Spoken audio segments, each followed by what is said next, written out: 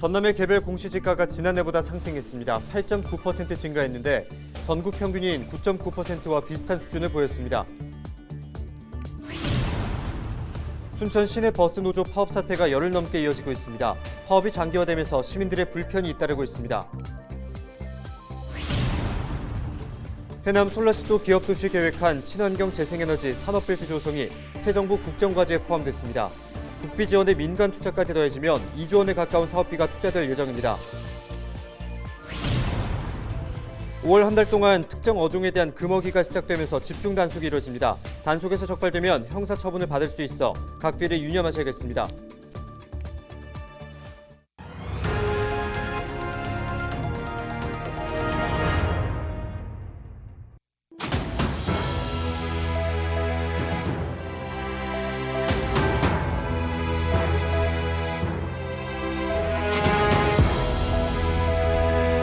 여러분 안녕하십니까? 헬로TV 전남 뉴스입니다. 순천 시내버스노조가 파업에 돌입한 지 열흘이 지났습니다. 버스 운행이 중단되면서 노선마다 관광버스가 대체 투입된 상황인데요. 파업이 장기화되면서 시민들의 불편이 가중되고 있습니다. 보도에 서경 기자입니다. 이른 아침 순천교통 차고지입니다. 이미 운행을 시작했어야 할 버스들이 차고지를 가득 채우고 있습니다. 시내버스 운행원 노조가 총파업을 선언했기 때문입니다. 노조와 사측은 임금 인상을 놓고 대립했고 지방노동위원회가 3.2% 임금안을 제시해 최종 조정이 성사됐습니다. 하지만 노조는 정년을 63세까지 늘려달라는 상황, 사측은 수용 불가 입장을 내놓고 있습니다. 노조원 240여 명은 시내버스 운행을 거부하고 있습니다. 자주 다닐 수가 없는 거 친구가 30분을 기다려야 오더라고요. 이렇게 좀 불편해도 좋고요. 순천시는 기존 노선에 전세버스를 투입하고 버스 한 대당 공무원 1명을 배치해 노선 안정화에 집중하고 있습니다. 하지만 기존 버스 운행량 대비 82% 정도에 불과한 상태. 순천시는 회사와 노조의 갈등을 봉합하기 위해 매일 협상을 이어나가고 있습니다. 노조 측과 사측이 저에서 이견을 조율하고 저희가 조정을 최선을 다하고 있고 순천시에서는 지금 현재 45대의 그 대체버스를 운영해가지고 저희들이 지금 현재 시민들이 최소한 불편하게 없도록 노력을 좀 다하고 있습니다. 버스업계에는 정년 퇴직 이후 계약직으로 일하는 사례는 있어도 정년 자체를 연장한 사례는 없습니다. 대중교통수단을 담보로 정년이 연장된다면 다른 지역 노조들도 총파업을 전제로 협상에 나설 수 있게 됩니다. 노조 파업이 2주째 지속되는 가운데 시민들의 불편만 계속되고 있습니다. 헬로티비 뉴스 서경입니다. 전남 지역 개별 공시지가가 지난해보다 상승한 것으로 나타났습니다. 전남도가 올해 1월 1일 기준 도내 529만 필지의 공시지가를 공개한 내용을 보면 전남 평균 상승률은 8.9%로 전국 평균 9.9%와 비슷한 수준으로 조사됐습니다. 시군별로는 장성군이 첨단 3지구 개발 영향으로 10.9%를 기록해 가장 높았고 목포시가 6.74%로 가장 낮은 상승률을 보였습니다. 가장 높은 지가는 순천시 연향동 상업지역이 지난해보다 6.6% 오른 1제곱미터당 455만 원이었고 가장 낮은 곳은 영암군 영암읍의 묘지로 183원입니다. 광주와 전남 지역 중소기업의 5월 경기 전망이 코로나19가 발생한 뒤 최고치를 기록했습니다.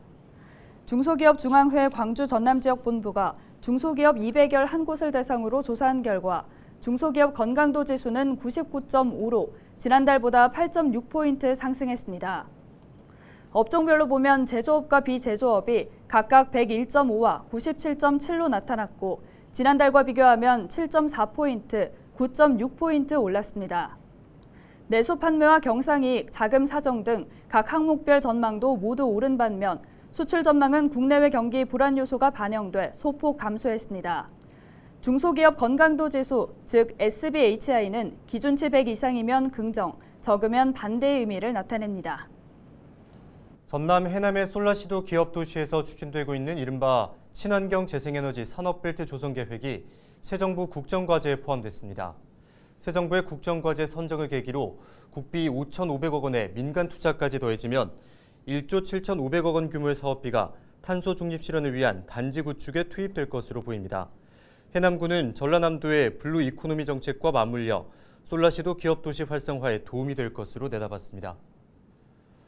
네, 5월 한 달 동안 금어기 불법 어업 집중 단속이 실시됩니다. 해양수산부는 다음 달 1일부터 참문어와 감성돔, 대하 등 금어기가 시작되면서 무허가 어업과 조업 금지 구역 침범, 어린 물고기 불법 포획 등을 단속할 방침이라고 밝혔습니다.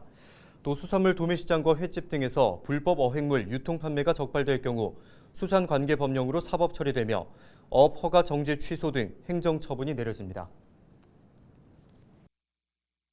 여수시 보건소가 오는 5월 2일부터 정상 운영됩니다. 여수시 보건소는 사회적 거리 두기가 해제되면서 일반 진료와 한방 진료, 운전면허 검사 등 일반 업무를 다시 운영할 방침이라고 밝혔습니다. 다만 물리치료실은 5월 23일부터 운영될 예정입니다. 전남의 코로나19 신규 확진자가 연일 2,000명대를 유지하고 있습니다. 전남은 순천 441명, 여수 366명, 목포 248명, 광양 222명 등 22개 시군에서 2,565명의 신규 확진자가 나왔습니다. 기존 확진자 가운데 5명이 치료를 받다가 숨지면서 전남의 누적 사망자는 400명으로 늘었습니다. 확진자 가운데 2,011명은 전문가용 신속 항원 검사에서 양성이 확인됐습니다.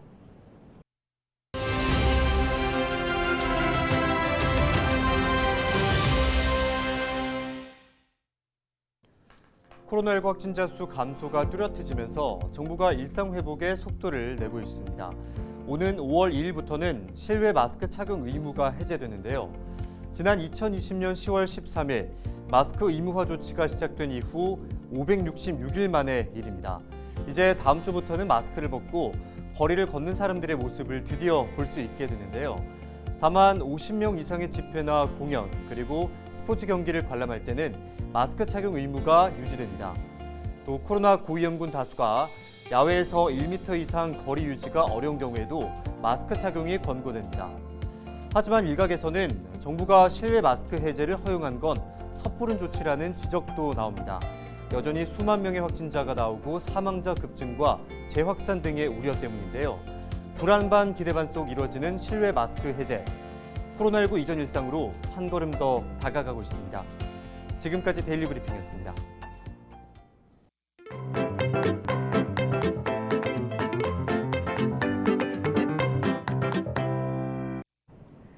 몸 길이가 1m가 넘어 괴물쥐로 불리는 뉴트리아, 한 번쯤 들어보신 적 있으실 텐데요. 한때 계속된 포획으로 없어지나 했던 뉴트리아가 최근 다시 개체 수가 늘고 있습니다. 관련 기관에서는 포획단을 운영하며 뉴트리아 잡기에 안간힘을 쓰고 있는데요. 저희 LG 헬로비전이 마련한 기획 코너 기자가 간다. 오늘은 괴물쥐 뉴트리아 포획 현장을 김영민 기자가 동행 취재했습니다.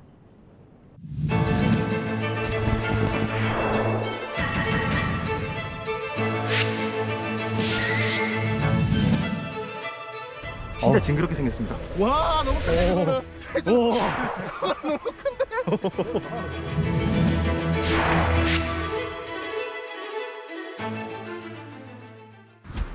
오늘 기자가 간다에서는 최근 급증하고 있는 뉴트리아 포획 현장에 나와봤습니다. 제가 직접 포획단과 함께 뉴트리아를 잡으러 가보겠습니다. 선생님 같이 가시죠.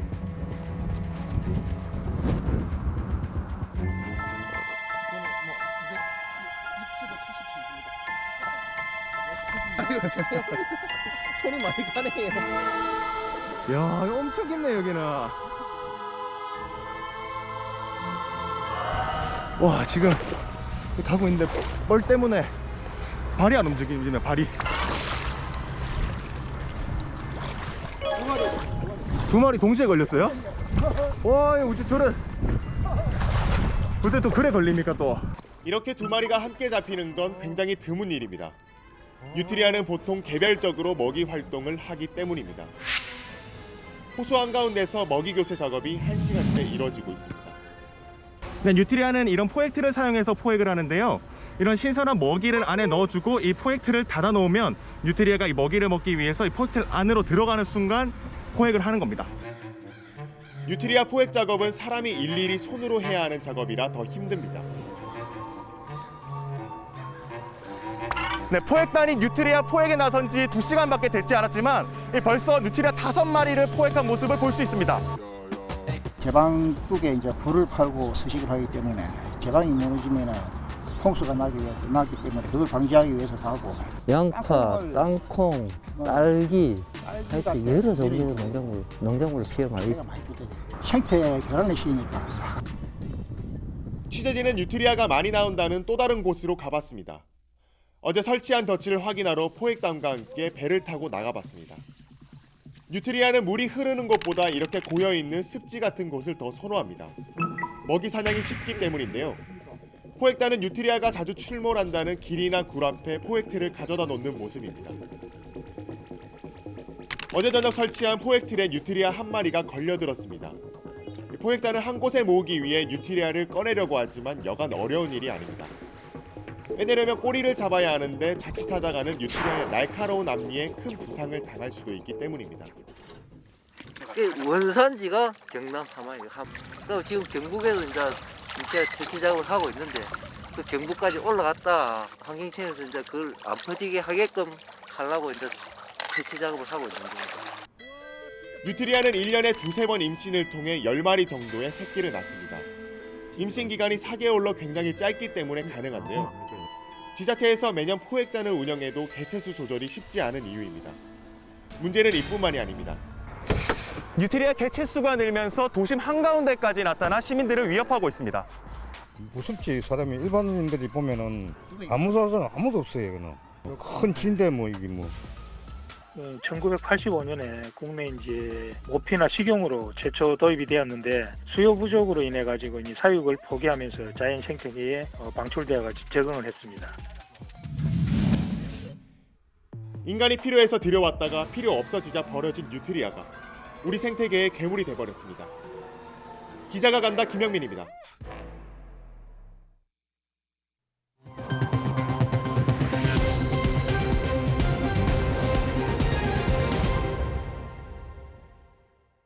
LG 헬로비전 호남 아라방송에서 우리 동네 희망 공약을 받습니다. 지방선거 후보자들에게 전달하고 싶은 공약이 있다면 헬로 전남 페이스북 페이지나 인스타그램에 댓글을 달아주시기 바랍니다. 여러분의 의견을 소중히 모아 전달하고 추첨을 통해 상품도 드립니다. 여러분의 많은 참여 부탁드립니다. 계속해서 다음 소식입니다. 목포시가 지역 청년들의 자립을 돕기 위해 청년 희망 디딤돌 통장 사업을 추진합니다. 청년 희망 디딤돌 통장 사업은 만 18세 이상 39세 이하 근로자 또는 전남에 소재한 회사나 사업체 운영자 가운데 1인 가구 기준 월급이 233만 원 이하면 신청할 수 있습니다. 5월 2일부터 20일 사이에 각 행정복지센터에 신청하면 되고 가구 소득 인정액이 낮은 순서대로 69명이 지원받게 됩니다.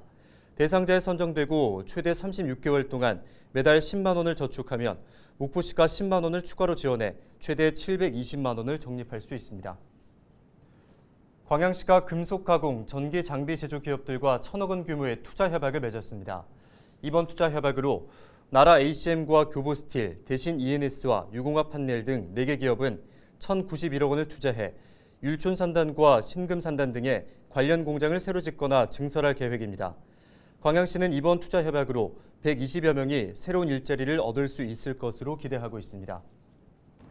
코로나19 장기화와 고령화 등으로 농촌 일손 부족이 심각한 가운데 외국인 계절 근로자 13명이 다음 달 초 광양으로 입국합니다. 광양시는 농가의 어려움을 덜기 위해 지난 2월 외국인 계절 근로 프로그램 계획을 법무부에 승인받았다고 밝혔습니다. 광양시는 지역에 거주하는 결혼 이민자의 사촌인의 친척을 추천받아 베트남 계절 근로자 13명을 선정했다고 덧붙였습니다. 고흥군이 2022 귀농귀촌 청년 창업 박람회에 참가했습니다. 이번 박람회는 지난 22일부터 전국 80여 개 지자체와 기업 등이 참가한 가운데 서울 AT센터에서 사흘 동안 열렸습니다. 고흥군은 귀농귀촌 상담 부스를 운영해 각종 지원 정책과 프로그램, 지역 농수 특산물을 소개했습니다. 고흥군은 오는 6월 귀어 귀촌 박람회에도 참가할 예정입니다. 늘어난 이용객의 주차난으로 몸살을 앓던 여수공항이 임시주차장을 마련했습니다. 여수공항은 임시주차장 75면을 조성해 5월부터 확대 운영할 예정이라고 밝혔습니다. 그러면서 2026 여수 세계박람회를 대비해 주차장 400면을 오는 2025년까지 추가로 마련할 계획이라고 덧붙였습니다.